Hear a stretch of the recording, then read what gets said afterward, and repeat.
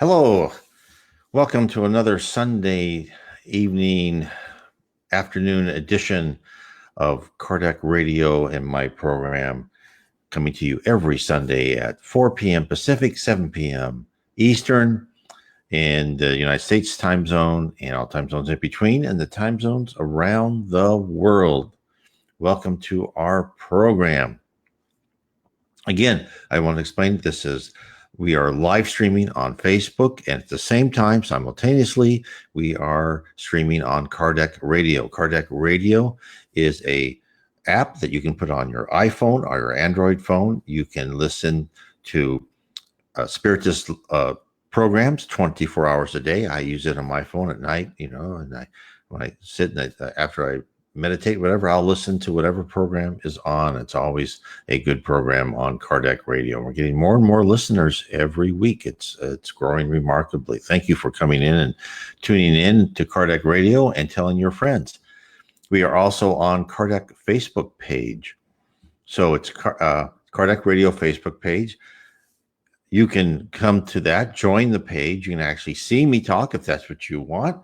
And we have our program again on every Sunday. There's other programs, Vanessa and other people that come and have programs on Kardec Radio and as well as Kardec Facebook page. And my programs, every time I finish one, I put it on, I save it, I put it on my YouTube channel.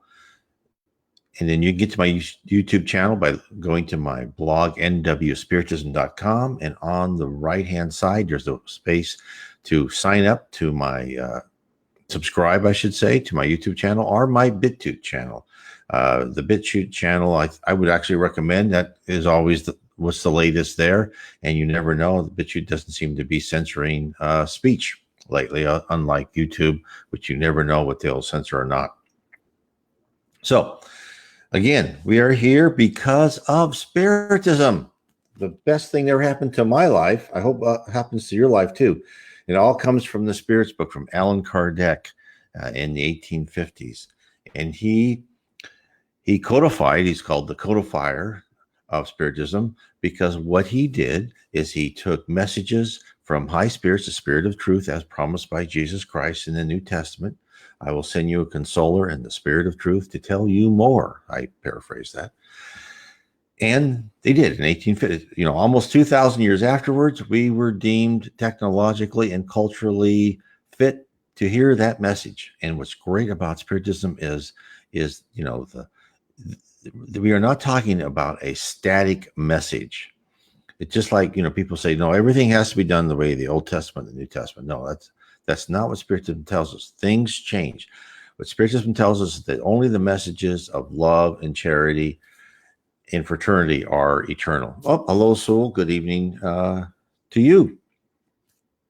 So that's why we're told more and more things, right? And it goes on. It starts from Allan Kardec, who codified Spiritism, to Leon Denis, the Francisco C. Xavier, the Reverend G. Val Owen, Devaldo Franco, all other mediums, Yvonne Pierre, other mediums that receive messages, who are known as Spiritist mediums. They will get messages and more information from higher spirits who will tell us things about ourselves, what we need to do, what we need to understand about our life on Earth. Why are we on Earth?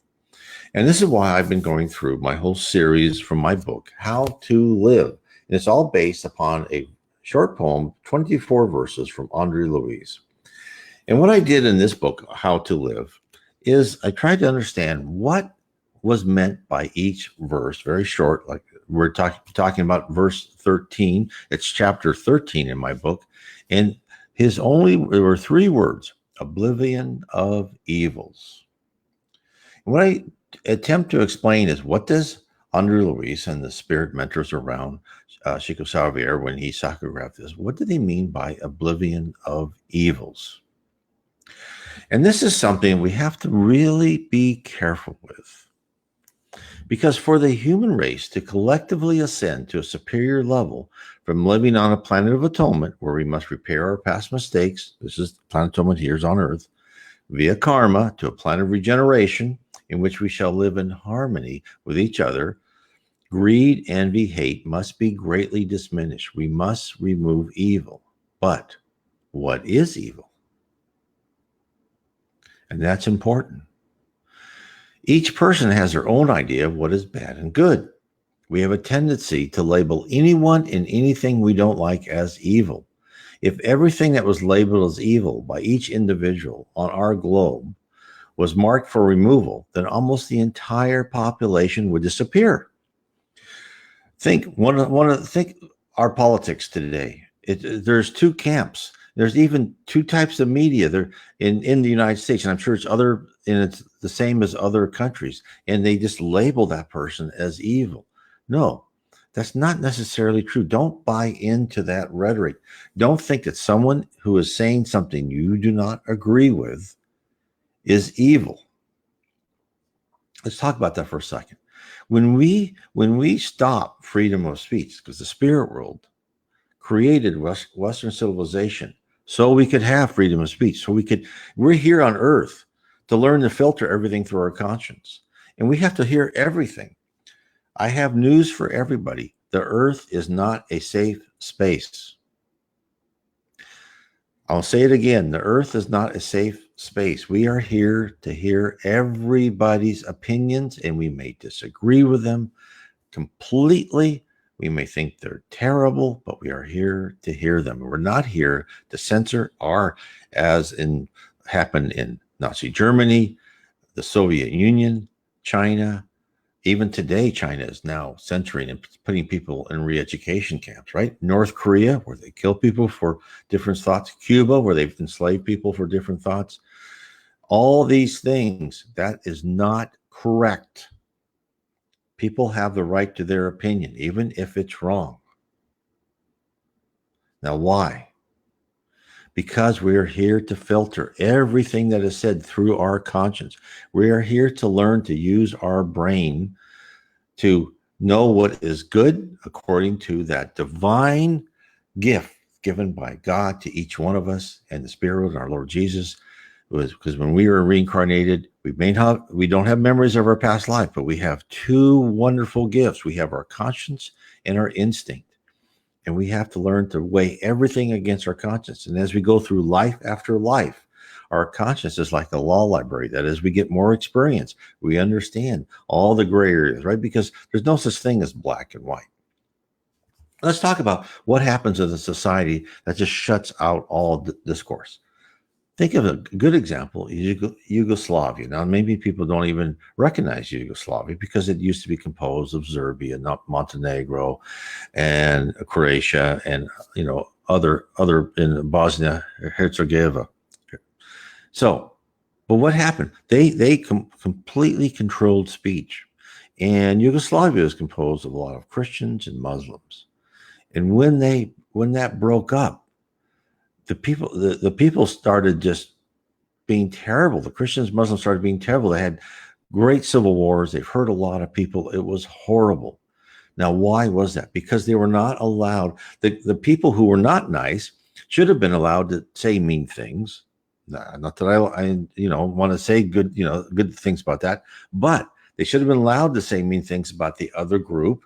So people could think about that. No, that's not true. I know this person. He or she's a Muslim or Christian, and they're fine people. That's why ideas have to be out there. Even ignorant, stupid ideas have to be allowed to percolate amongst our society. And I know it's not easy, but that's something we have to do, within reasons. But we cannot just censor everybody like YouTube is doing, Google is doing, Twitter, social media, Facebook. They are doing everybody on this planet a disservice because we are meant to hear everything. Now, that doesn't mean that someone can yell fire in a theater, right? Because that's usually the definition of the end of free speech, right? That, those things you cannot do as recognized in the limits of free speech by the United States Supreme Court and Constitution. So that's what so when I talk about, and when I believe when Andre Luiz wrote Oblivion of Evils, that doesn't mean whatever you think is evil. I should go out there and just whack everybody who I think is evil. No. So now let's talk about what I believe is meant by Oblivion of Evils. So the spirit Andre Luiz must have meant something specific when he communicated his poem, Inner Peace, to Francisco C. Xavier, the late great spiritist medium from Brazil. And the poem laid out how each person could obtain inner peace. And of course, this is the 13th verse. Now, the spirit Emmanuel tells us, this is what he talks about evil. Evil does not actually come from the world, but from the people who inhabit it. The earth itself has always been good, from its soil, spring, delicately fragrant lilies, to its maternal nature in a repository of wonderful miracles that are repeated every day.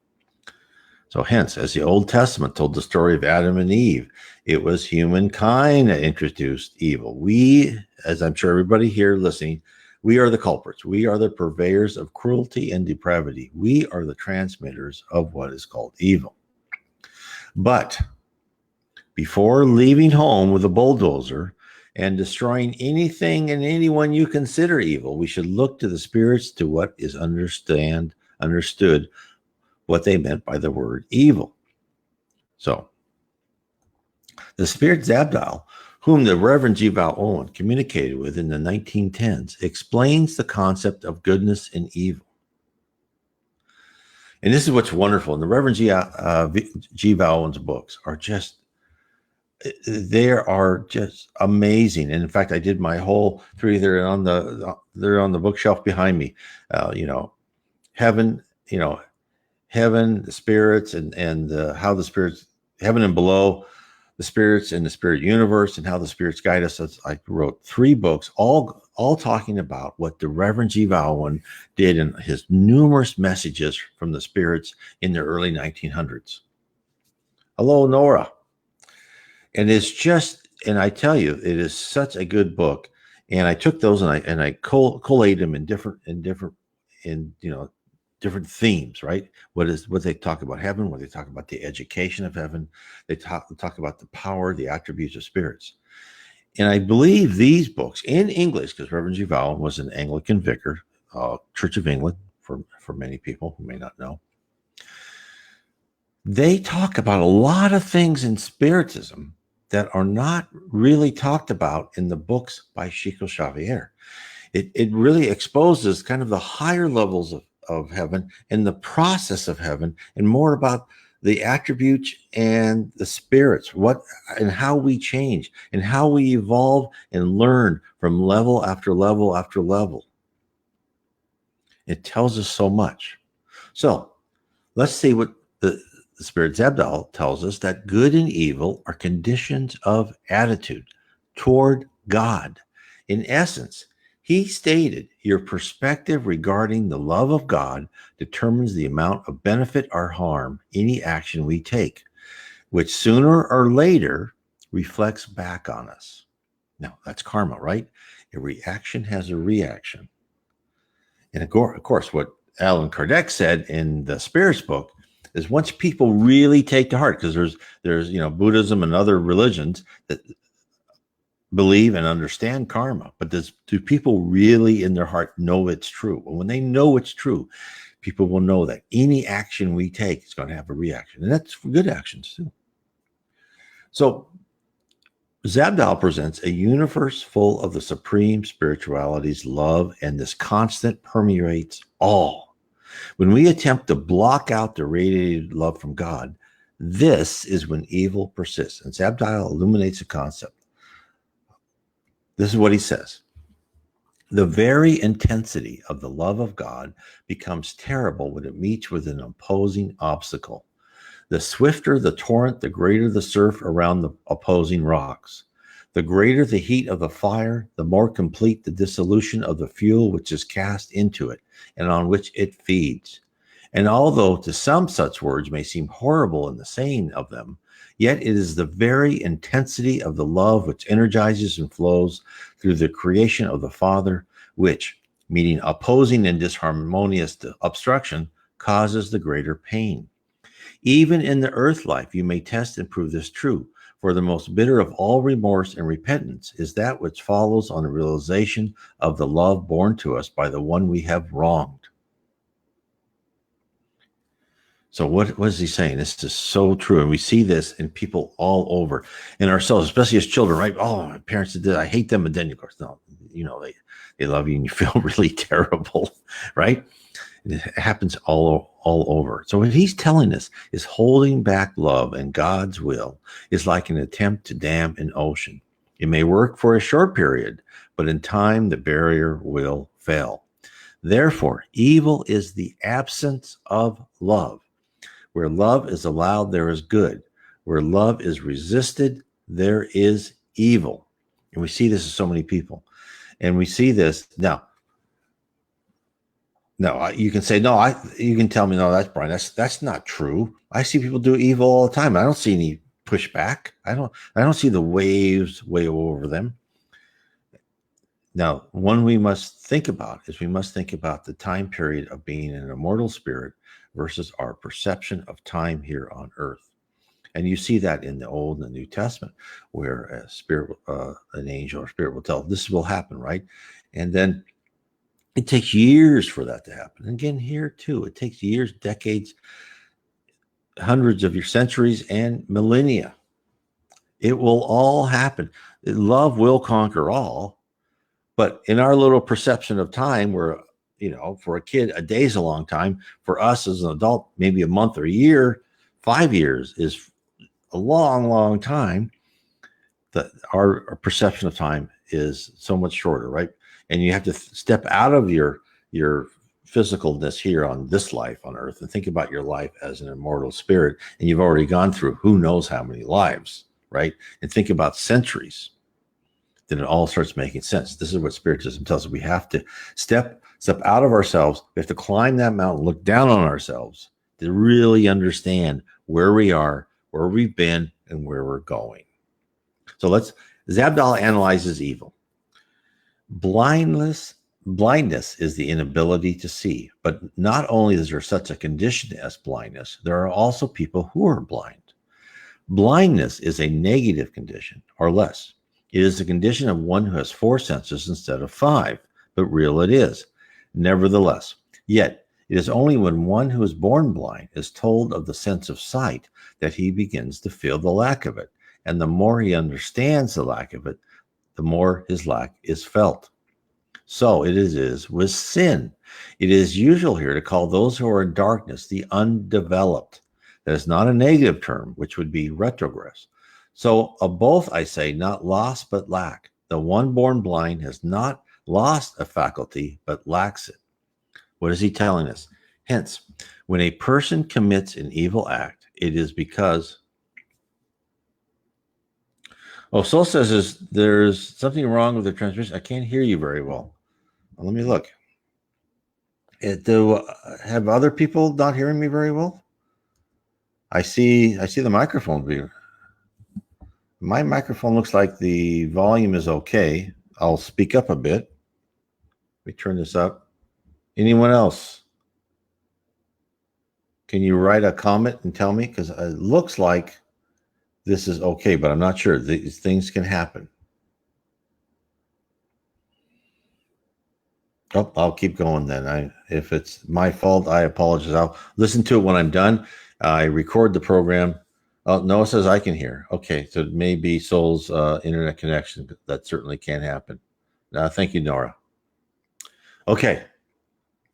So I just said what Zebdal said. It's the lack of it. So what he's saying is when a person commits an evil act, it is because of his or her incapability to discern the good, the correct action to take. It is the absence of understanding the presence of love and how that should influence every decision we make. Most spirits and all people are a balance of good and bad characteristics. We've been told this many times in Spiritist literature. There's no such thing as an all good person or an all bad person. Everyone has a balance. So there's not a living soul that's composed entirely of evil. We are all a mixture. We travel through life committing acts that we regret. And Zabdal explains why. This is what he says. Yet you may say that people do go back and fall from grace. Those who do are such as those who are partly blind or of imperfect sight, colorblind as to one or more colors. These have never seen perfectly, and their lack is only unknown to them until opportunity offers, and then their imperfection is manifest. For a colorblind person is the one whose sight is, in little or more measure, undeveloped. It is only by using his vision that he maintains what vision he has. And if he neglects to do this, then he retrogresses. So with the sinner. So we're all on this journey. We're all on this journey to remove our blemishes, to remove our primitive emotions, and to understand what we're doing wrong, right? And to get more and more that feeling of the love of God. And how do we get the feeling of the love of God? We start really listening to our conscience. So to start that journey, to begin the steps towards the oblivion of evils, we must start to tell the truth, especially to ourselves, right? Only then can we identify what gaps within needs to be filled with love. So thank you. So yes, I will post this to the YouTube channel and the BitChute channel, and you can certainly watch it. I'll do that tonight. I always do that right afterwards. So and hopefully that will be much better for everyone. So we have to start with ourselves, and we got to tell ourselves the truth about ourselves. And it's hard, right? So the spirit Joanna de Angelis, points out, and most of her, actually all of her that I've seen as far as her messages, all come through Devaldo Franco's books, just to let you know. The spirit Joanna points out that the habit of lying holds far more hidden dangers than most people suppose. This is what she says. Vestiges of the mendacity phase linger in immature adults, causing them to continue to distort reality to please their senses, thoughtlessly creating vexing situations that make them and others suffer. Afterwards, free of what could have been the unfortunate consequences of their act, and even having promised themselves that they would not yield to such vice again, they lie anyway due to their conditioning. Infantile insecurity is evident in individuals who refuse to grow, believing they attract attention with this troubling behavior. Lying must be rejected under whatever form it may appear because of the moral harm it causes, for it leads to defamation, slander, and a whole string of awful psychological and ethical dystonias in the social dynamic. Liars are depthlessly sick individuals, yet they elicit contempt on account of their behavior. No one believes what they say, even on the rare occasion when they actually tell the truth. It is completely natural for them to change the content or presentation of the facts, which they reveal in an unreal way, hoping to manipulate persons with despicable use. So what is Joanna telling us? She is saying that people that fall into the habit of lying for many factors, but one of the most prominent is being raised in a dysfunctional family. To eradicate that which is false within ourselves, we must move to embrace the truth. So as I'm talking, right, what am I saying about the oblivion of evils? It starts with us. It starts to open ourselves to the light and love of God. And it starts to analyze ourselves, right? As Jesus said, don't look at the sliver in the other person's eye. Look at the plank in your eye. So this is what she says. The truth must be spoken naturally, kindly, unpretentiously, without imposition, but also without being falsified, without losing the power of its content. So in essence, what she's saying is we have to condition ourselves to the truth.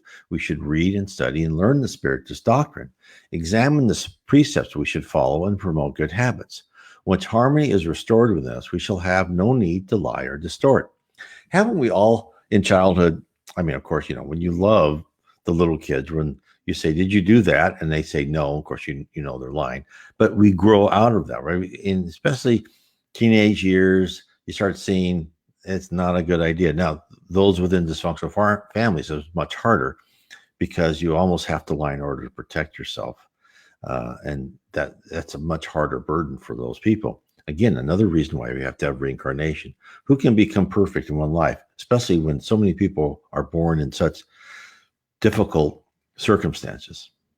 But eventually, most of us learn, not everyone, there's many people out there that have not got this message, is that if we just continue to tell the truth, that doesn't mean we say mean things to people like, you're ugly. No, that's not what it means.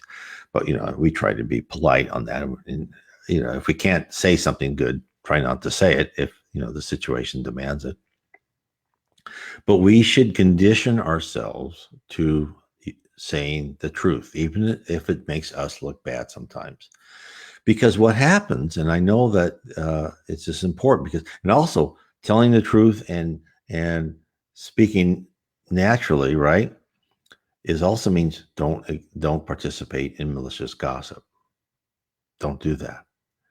And once you start getting rid of that, you will be astounded how your harmony is restored within you, right?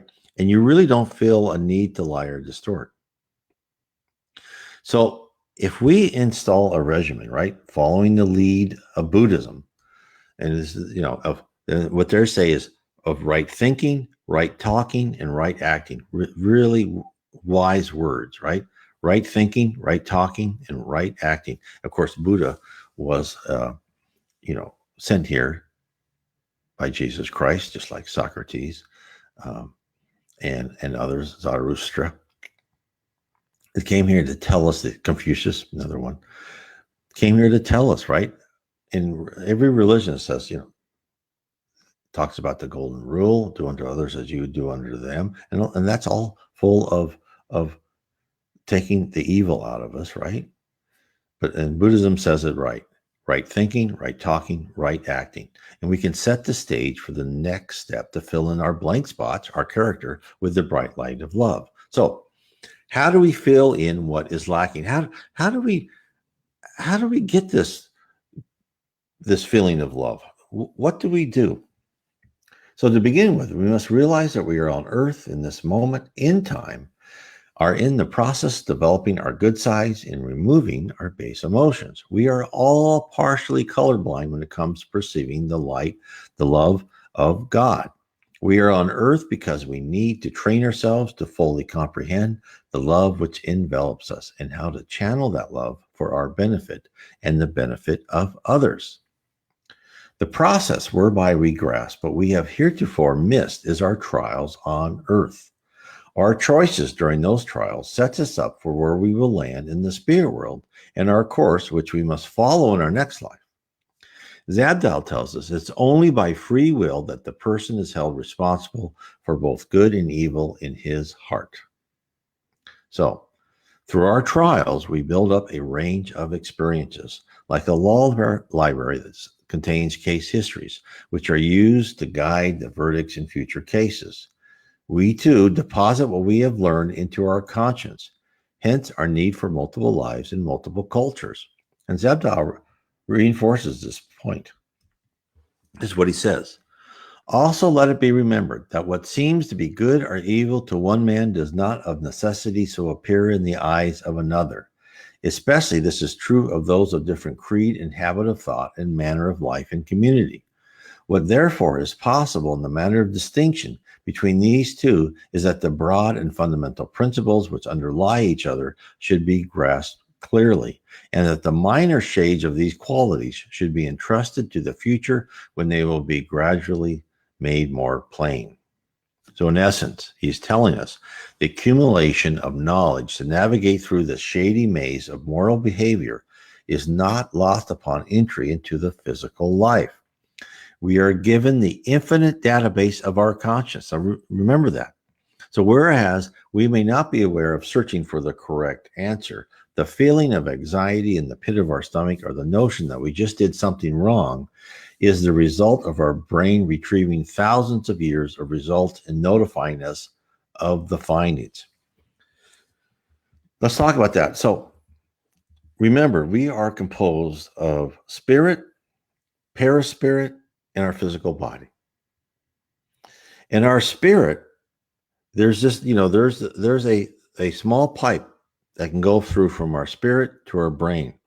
And our brain is really not capable of comprehending everything we knew in the spirit world.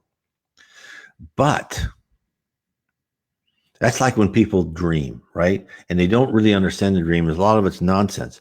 And you may have done something very important in the spirit world, but you only just get a little bit of it because you can't really interpret what happened in this world without time. And this world's just so much greater and superior than our 3D physical world.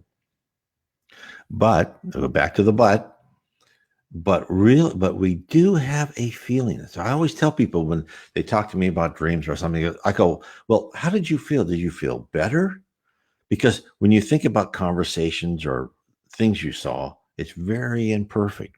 But usually in your dreams is your feeling is really the main compass. If you feel like uplifted or more relaxed, that means the message was given you to do something, or the message was saying something's good or something like that. It was good, right? And that's why the same happens is our conscience. When we think of something, okay, this is the I'm going to do this. But if your thinking of that action gives you a pit, something wrong in the pit of your stomach, right? And you don't feel good about it, even though you're really trying to rationalize you should do that because it's going to be very beneficial to you, right? It's going to make you look good and make you more wealthy, whatever. But there's something telling you not to do that. That is really, if we can defeat that in our lives, that's one of the most important things. And when we go against our law library in our minds, our conscience, if we deny that or we do something deliberately wrong, which you see people do all the time, and you actually feel sorry for them. It's like, when you hear politicians on TV and they tell you things, and they're saying that just to be elected or whatever. It's so sad. They must have immense stress. And this is why we have stress. When we say something we know that is wrong or do something that's wrong, our conscience sends its signal out to all corners of our body, alerting us that we are on the wrong track. And all of us know that, right? The accumulation of these messages weakens our system and throws out internal harmony into disarray. This is why studies have shown that people who are more spiritual and are aware of their moral boundaries are healthier. And this is why so many people are not spiritually healthy in this culture, because our culture is one of materialism and cultural relativity. Moral relativity, actually, is what I should say. And we know that's nonsense. Just as was told to us by Joanna de Angelis and other spiritists, some things people do, some things differently, right? But that doesn't mean it's right to murder. It's right to be absolutely mean to people. It's right for all this terrible behavior. No, it's not right to loot. It's not right to steal, ever. Everybody knows that. That is the constants in our conscience, and everybody has it, no matter how much they want to deny it. And of course,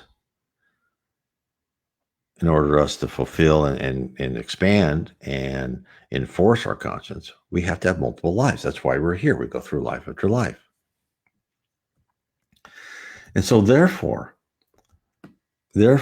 for a shorter or longer period, sometimes, often indeed for thousands of years, as we reckon time on earth, a person can maintain or not listen to their conscience, but no one who is created is able to continue to do so everlastingly, right?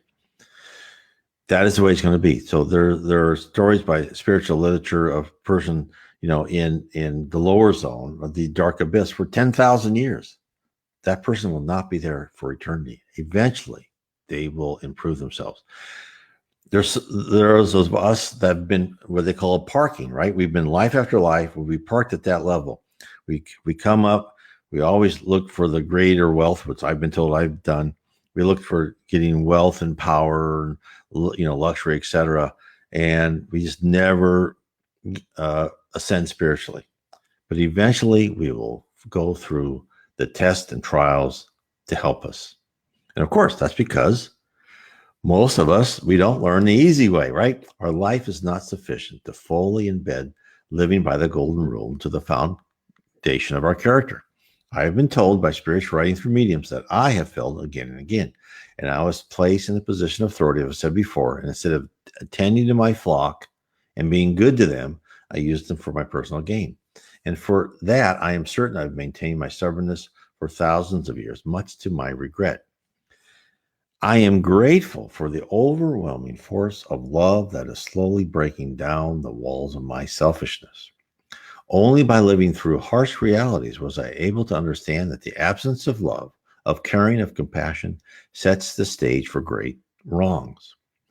My lack of virtue, caused by my ignorance, is gradually being righted. I'm a long way off, but now I welcome the journey. I look forward to learning to live amongst my fellow beings with a sense of love and purpose. And the first step is to listen closely to that governor in your head, your conscience. Attempt to follow what feels right. It is not easy since there are many cases that are still uncertain to most incarnated souls. But as Zabdiel says, we experience more lives, our moral compass will expand. And Zabdiel leaves us with this message. This is what he says. Let us, therefore, having looked on this phase of aberration for man's natural walking with God, now look the other way in the direction in which all things are tending. For truly, evil is but a transitory phase, and whether it passes away from his economy in whole or no, from every individual, most surely it will pass away when its opposing force is spent, and be left free to follow on in the glorious train of those who brighten as they go from glory to further and greater glory. His message is wonderful. What he's telling us, as we shed our blemishes and ascend in the spirit hierarchy, we are given more responsibilities. And in the spirit realm, where faith and thought create reality, power is parceled out to those who have completed the requisite training. This is why we're on this planet. So we may one day complete our training and contribute to Earth and other worlds in helping the souls rise. And I cannot state this enough. On Earth, we are like in elementary school. We are being trained to be civilized. Civilized spirits, also called angels, right? When people see angels, they're these bright angels, and even in NDEs, if they touch them or hug them, they just feel this love, right? Those are civilized spirits. They have removed most of their ignorance of love. I mean, no one's perfect, as I said before, but they have risen above all the pettiness that we here on Earth still participate in. And I'm still there too. I'm not going to say I'm not anywhere near perfect. I've got still a lot to learn and not be judgmental and petty and think ill of people just because I see that they look like a certain way. I'm still fighting that. But that is important. And when angels, when people even in NDEs are if you've had visions up there, you've seen this bright object, that brightness is the reflection of love in the atmosphere sent by God. And that angel, that higher spirit, has trained themselves through life after life.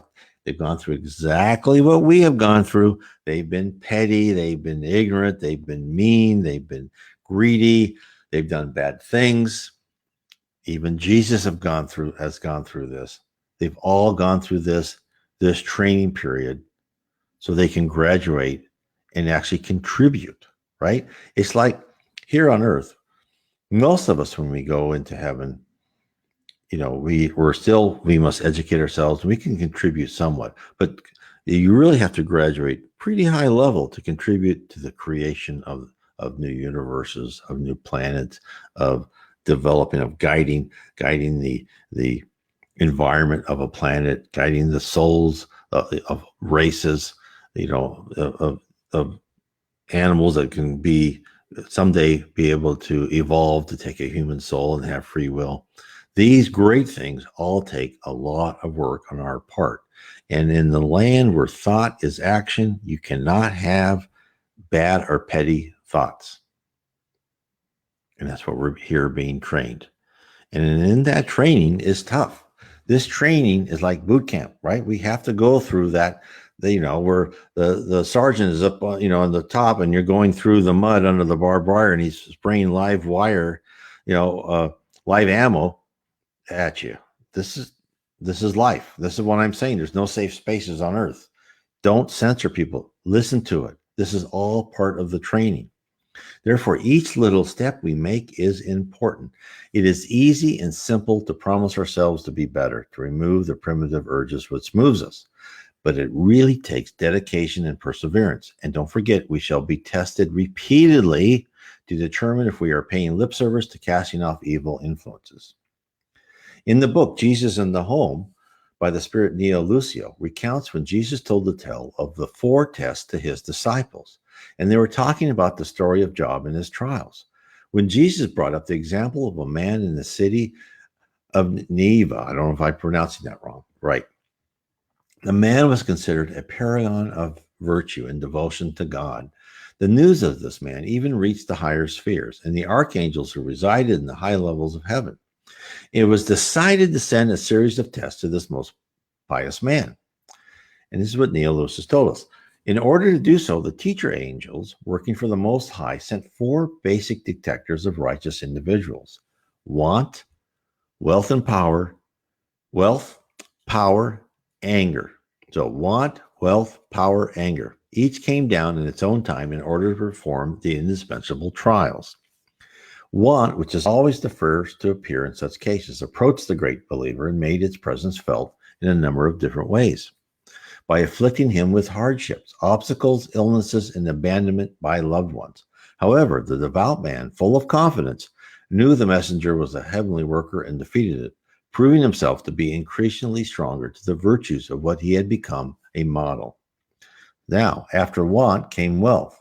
The man experienced the opposite of the lack of everything, but faced with great riches, he didn't hoard because he knew the wealth was from God and not his. He used his money for constructive purposes. He built for the community. He was fair to his employees and gave to charity. Next came power, the next test. And think of all the people we know here. This is why, again, the spirit realm says the rich, which also means power to some people, that's the hardest trial. So next came power. Immense power over the lives of others was bequeathed to this virtuous man. He handled the temptations of power with true grace. He didn't allow himself to become overbearing, dictatorial, or arbitrary. He tried to instruct instead of command. Now, think of any of us. If we were rich and powerful, could we still be humble? And I hope in our minds we think, yeah, we could. But it is tough, right? Because you have all these people always wanting to take advantage of you, or worse, telling you what you want to hear, right? Flattery. Everyone flatters a rich person because they think they can get something. And we see that all the time. We see that with all these internet billionaires and these, rich people who just, and they all get together and tell themselves the same thing. And that's part of the reason why we have such terrible censorship of free speech, is because they're trying to manipulate all of us so they have more and more power. They don't probably think of it that way. They probably think they're doing a great moral job, but they're really not. They're really helping themselves by trying to make themselves look good and have other people and be more listening to what they want to do. They're misusing their power. Now, the last one came anger. So triumphant and happy, this believer was finally visited by anger. In order to probe his spiritual state, the invisible teacher made use of a weak and unlearned servant to touch his self-esteem by talking with obvious disregard about a private matter. Although what he said was, in fact, true, it constituted real disrespect towards anyone of such a social position and inarguable dignity. The devout man could not help himself. An intense wave of blood spread across his face, his flushed face, and he lost control of himself by hurling hurtful words and wounding family members and servants, and undermining everything he had done. It took him a number of days to regain his composure, but by then the anger had already laid bare his inner spirit, showing that he still had a lot of work to do. Anger notified the Lord that this particular son, enrolled in the school of illumination, still had a long way to go in the purifying experience in order to earn a position in the glorious vibrations of higher life. So I purposely talk about this at the end of my talk of Oblivion of Evils, so that each and every one of us recognizes that this is a task of multiple lifetimes. When I first read the 4 tests, I laughed, right? It was a sad laugh, a resigned laugh, because I knew I'd failed want. Even growing up middle class in this present life, I always wanted more. Wealth and power. I've already talked about how I found out I had abused power to gain wealth in previous lives. So, I had a trifecta of losses, right? I've already known that I failed the first 3 tests. Then I thought about anger. And when I first, talked about this, a couple of days before I read the story, I was sitting in my comfortable chair thinking about how well I've been doing. I was encouraged by my progress and trying to remain calm in many circumstances to date. And I was handling the big picture problems pretty well with a stoic posture, and I was trying to stay calm. But suddenly, out of the blue, my dog, who was sitting next to me, let out this ferocious bark, loud and piercing. I was startled, and then I just went whack, and I just hit the poor thing on the head. And so it was so much for my control of anger. So hence, I have failed every test, and yet I believe I'm still improving and I'm making progress. I feel better by learning about why I am here and about life in the spirit realm. And hopefully someday, I hope to be like Socrates. When Socrates was leaving his house with his pupils, his wife was yelling at him loudly and uncontrollably. And just before he was out of reach, she hurled water at him, got him wet. And as he left, he calmly told his students, there is always rain after the thunder. And look how he handled that. He didn't get mad at her. He just said, he just understood that that's her, right? Nothing you can do about it. And that, she'll learn, right? And he just, okay, that happened. Such wisdom, such calmness. I don't know if I can do that. I'm sure it will take many, many, many more lives for me. But that is really what we need to say at the end of Oblivion of Evils. We start with ourselves. We understand. We are fair. We are honorable. We don't censor people. We don't yell at people. And again, this is all in my book, How to Live Inner Peace Through Spiritism. And please, everyone who's watching, share this video, share this Facebook Live. Please tell your friends about my site, nwspiritism.com. Please tell them about the YouTube and the BitChute channel. You can subscribe. And as I say, I have all of my talks on Facebook channel, on the Facebook page, Kardec Radio Facebook page. I've loaded it on the YouTube. I have other talks. I've got quite a few videos on NDEs. I have a lot of short videos, 4 minutes to 6 to 8 minutes, on different aspects of Spiritism. So there's something for everybody there. And I just wish you all the wonderful rest of the Christmas season. And again, remember, this is the main book, the Spirits book. You can get this book in PDF.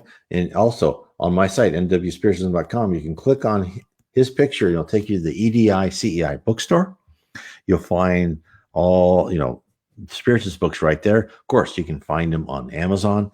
And as I said before, on Allan Kardec, you can look up Allan Kardec and space PDF, and you'll find really almost everything he has under PDF. You can find a lot of books by Leon Denis and others on PDF. So it's, there's a lot of things that you don't have to spend anything.